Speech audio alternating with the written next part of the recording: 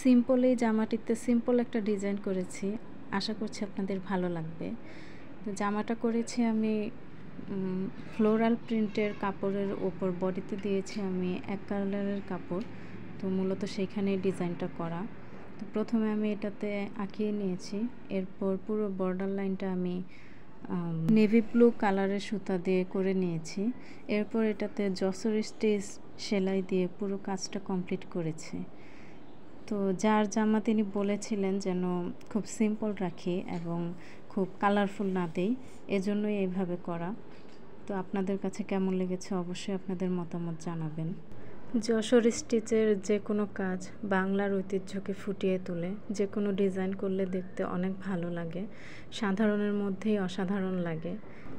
এমন আরও নতুন নতুন সেলাই ভিডিও ও টিউটোরিয়াল পেতে আমার চ্যানেলটাকে সাবস্ক্রাইব করতে ভুলবেন না। ভিডিওটা দেখার জন্য ধন্যবাদ।